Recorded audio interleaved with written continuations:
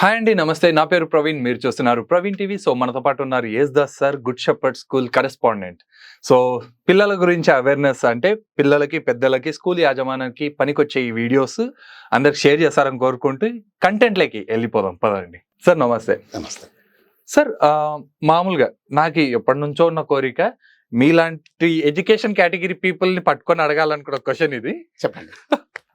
So, మామూలుగా ఒక పిల్లోడికి ఒక టీచర్ ఏమో ఒక సబ్జెక్ట్ చెప్తాడు. కానీ పిల్లోడికి మాత్రం 6, 10 సబ్జెక్టులు ఈ టైప్‌లో చెప్తారు. అన్నీ నేర్చుకోవాలి. అన్నిట్లో pass marks minimum pass marks లేదంటే 100 ఔట్ ఆఫ్ 75 అబోవ్‌లో ఉండాలని చెప్పేసి రూల్స్, రెగ్యులేషన్స్ ఉన్నాయి. బట్ టీచర్స్ పెద్దోళ్ళు మాకంటే ఎక్కువ నాలెడ్జ్ ఉన్నోళ్ళు కదా! వాళ్ళకి మాత్రం ఒకటే సబ్జెక్టు. మీకు మాత్రం అన్నీ ఎందుకు నేర్చుకోవాలా? ఓకే ప్రవీణ్. ఇప్పుడు నేను ఒక విషయం చెప్తాను. బీటెక్ అయిపోయిన తర్వాత ఒక విద్యార్థి ఉద్యోగ ప్రయత్నం చేస్తున్నాడు. ఇంటర్వ్యూకి అటెండ్ అవుతున్నాడు అనుకోండి. ఓకే. అక్కడ ఇంటర్వ్యూలో 1857 రివోల్ట్ ఓకే. మనము మొదటి స్వాతంత్ర్యోద్యమ పోరాటంగా అనుకోవచ్చునా అని ఒక ప్రశ్న వేస్తాడు. ఓకే. అప్పుడు ఈ స్టూడెంట్ ఏం చెప్పాలి? సార్, నేను ఇంజనీరింగ్ గ్రాడ్యుయేట్ను, నాకు ఇంజనీరింగ్ గురించి తెలుసు కానీ మరి ఫ్రీడమ్ స్ట్రగుల్, ఫ్రీడమ్ మూవ్మెంట్ గురించి నాకు అంతగా తెలియదు సార్ అని చెప్పారనుకోండి. అలా చెప్పకుండా ఉండేదానికే మామూలుగా యూపీఎస్సీ కానీ చాలా వరకు కాంపిటేటివ్ ఎగ్జామినేషన్స్ లో ఒక మంచి విద్యావంతుడికి ఒక జనరల్ అవగాహన ఉండాలనే ఉద్దేశంతో మరి ఇన్ని సబ్జెక్టులు స్టార్టింగ్ లో చెప్పడం, ఇంట్రడ్యూస్ చేయడం జరిగింది. కాబట్టి అన్ని సబ్జెక్టుల మీద ఇది బేసిక్ అండర్స్టాండింగ్ మాత్రమే. అయితే మరి ఆ సబ్జెక్టు చెప్పడానికి మరి 10th క్లాస్ అయిపోయిన ఒక వ్యక్తిని తీసుకొచ్చేసి 6 సబ్జెక్టు చదివినాడు కాబట్టి ఈయన 6 సబ్జెక్టులు చెప్తాడు అనుకుంటే అది రైట్ అంటారా? ఖచ్చితంగా రైట్ కాదు. ఎందుకంటే నాలెడ్జ్ ఉండదు తెలుస్తుంది. కాబట్టి ఆ సబ్జెక్ట్ లో ఆయన హైయర్ ఎడ్యుకేషన్ పూర్తి చేసుకున్నప్పుడు స్టూడెంట్ కు ఎలా చెప్పాలి, సబ్జెక్ట్ ఇంటిగ్రేషన్ ఎలా జరుగుతుంది అనే అవగాహనతో మరి పిల్లలకు చదువు చెప్పడం జరుగుతుంది. కాబట్టి ఎవరైనా సరే తమ విద్యాభ్యాసాన్ని అంటే హైయర్ ఎడ్యుకేషన్ పూర్తి చేసుకున్న తరువాతే టీచింగ్ లేకి వస్తారు. అదే మెయిన్ కండిషన్. కాబట్టి ఆయన ఒకటే సబ్జెక్ట్ చదువుతాడు. స్టార్టింగ్ లో మాత్రం బేసిక్ అండర్స్టాండింగ్ కొరకు మరి అన్ని సబ్జెక్టులు చదవలసిన అవసరం ఉంటుంది. ఒక మంచి విద్యావంతుడికి మరి జనరల్ సైన్స్ గురించి, జనరల్ మ్యాథమెటిక్స్ గురించి, తర్వాత జనరల్ హిస్టరీ గురించి అవగాహన ఉండాలనే ఉద్దేశంతోనే ఈ విధంగా ఉంది. ఇంకా మీకు కొంచెం క్లియర్ గా చెప్పాలంటే ఒక డాక్టర్ కాదు సార్, దీనికైతే ఇంతవరకు నాకైతే సాటిస్ఫైడ్ ఆన్సర్ దొరకలేదు. Of course I agree with the point. ఎందుకంటే బేసిక్ అన్ని తెలిసి ఉంటేనే కొంతవరకు మొత్తం తెలిసాల్సిన అవసరం లేదు. ఇప్పుడు మామూలుగా వచ్చేసేసి మీరు అనే కాన్సెప్ట్ కొంచెం ఒకటి అర్థమైంది. బండి కావాలి అనుకుంటే బండి నడపడం రావాలి కానీ బండి రిపేర్ చేయాల్సిన అవసరం లేదు కదా. రిపేర్ నేర్చుకొని చేసుకోవాల్సిన అవసరం లేదు. ఆ టైప్ లోనే చెప్తున్నారు. సరే, మీకు ఆల్మోస్ట్ అది. సరే, నేను చెప్తాను చూడండి. ఇప్పుడు ఒక కార్డియాలజిస్ట్ ఉన్నాడు, ఓకే, ఆఫ్థల్మాలజిస్ట్ ఉన్నాడు. ఇంటర్మీడియట్ అయిన తర్వాత ఒకేసారి కార్డియాలజీ కోర్సు పెట్టొచ్చు కదా, ఎందుకు ఎంబీబీఎస్ పెట్టారు?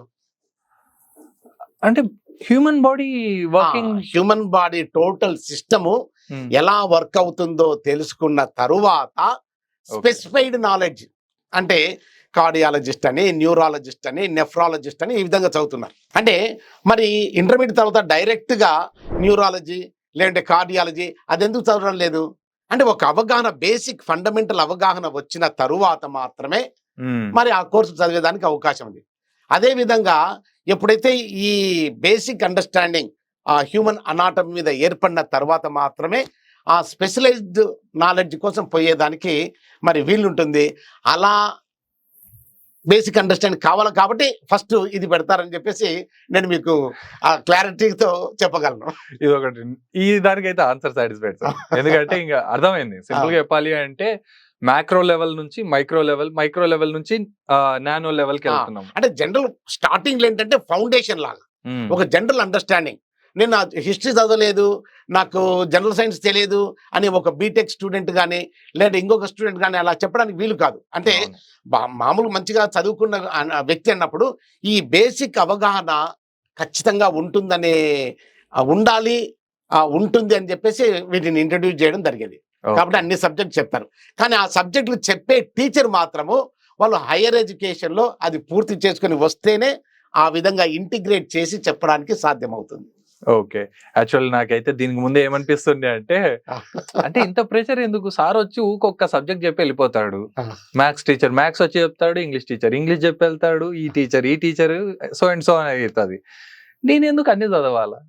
నా బాధ అంతా అదే.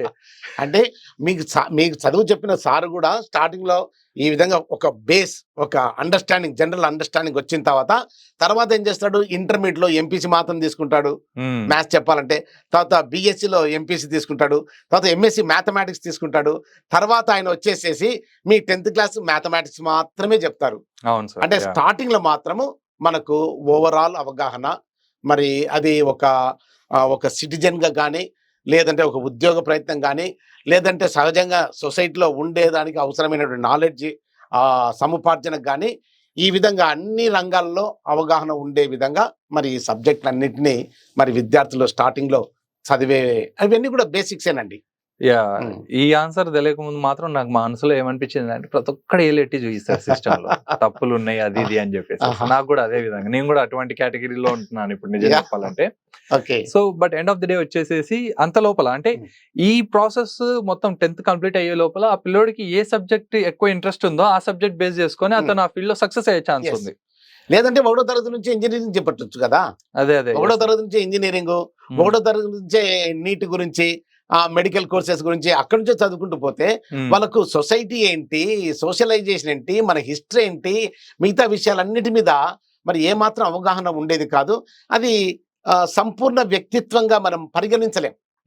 అవును సార్. యాక్చువల్లీ ఇంకోటి చెప్పాలంటే వన్ ఆఫ్ ద ఎగ్జాంపుల్ నాకు ఇప్పుడు మీరు చెప్పినందుకు ఆ ఐడియా వచ్చింది. చెప్పండి. సో నేను మెడికల్ ఫీల్డ్ లో వర్క్ చేస్తున్నప్పుడు డాక్టర్స్ దగ్గర ఉన్నప్పుడు డాక్టర్ ఒక టాబ్లెట్ ఇస్తారు.